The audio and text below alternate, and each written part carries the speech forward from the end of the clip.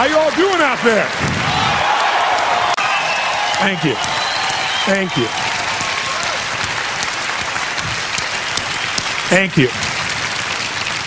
I'm honored and I'm blown away, even though this is my 25th year plus doing this. I've been doing this for a quarter of a century now, which is quite amazing for me in the process. Thank you.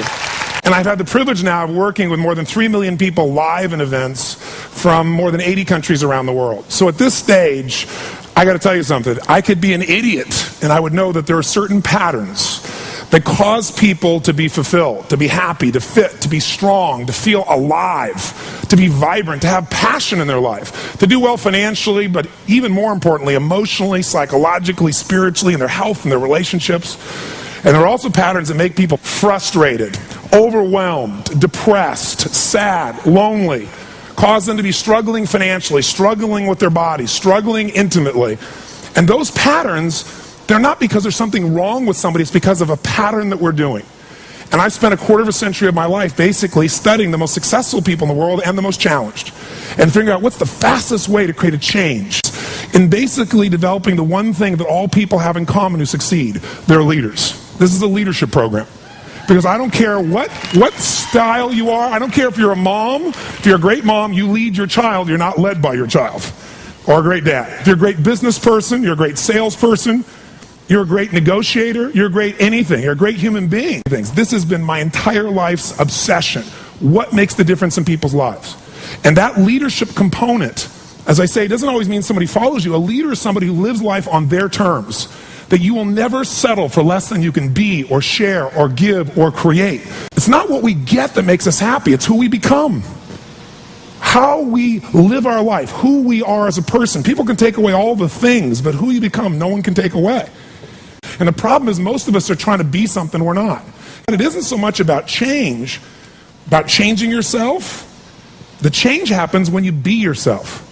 Know thyself, that's the hard part for most people, and then be thyself. Because most of us in our lives, out of our desire for respect or achievement or love or connection or something, we've been trying to be the way we think we'd have to be in order to get that love, respect, appreciation, whatever it is we've been after at some unconscious level. And we've been doing it so long that we think that this is who we are. Because success without fulfillment is failure.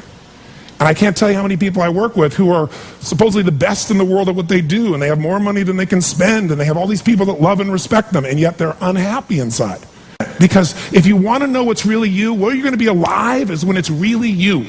And you may even think you know who you are because you've been living a certain way, but I'll tell you how you'll know. You'll feel euphoric, you'll feel strong, you'll feel unlimited, you'll feel free. I have seen, and of 3 million people around this earth in 80 countries, I've seen just about anything you can see, and there are only so many patterns. And what you're going to find underneath all of this behavior is we have the same needs.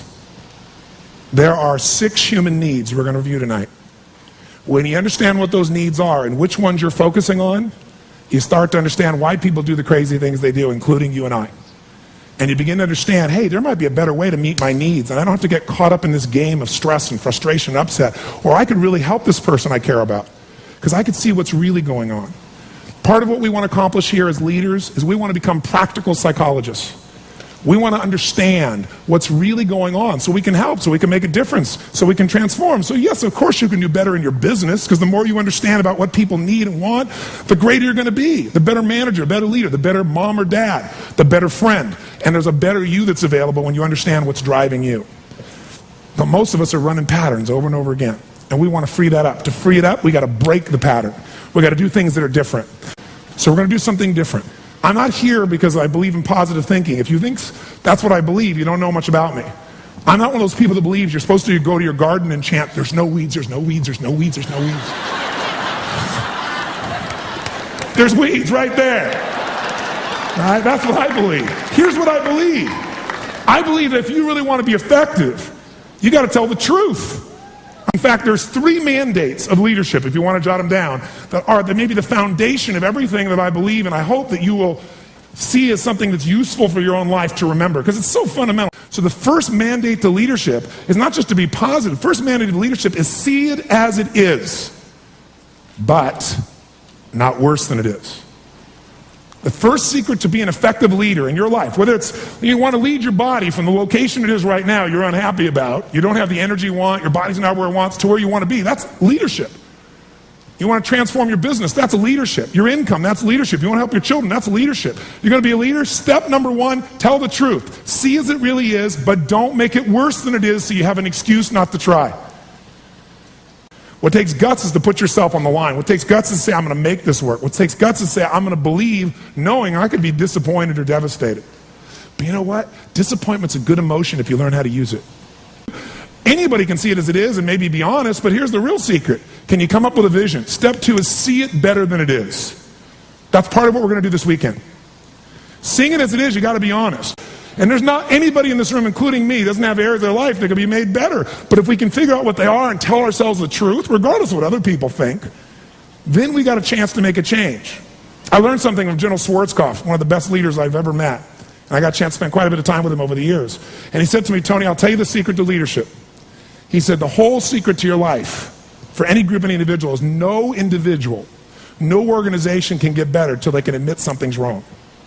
And so you know what the problem is? No one wants things to be wrong, so we compare ourselves to others who are doing better than so we can feel really good. See, he raised the standard.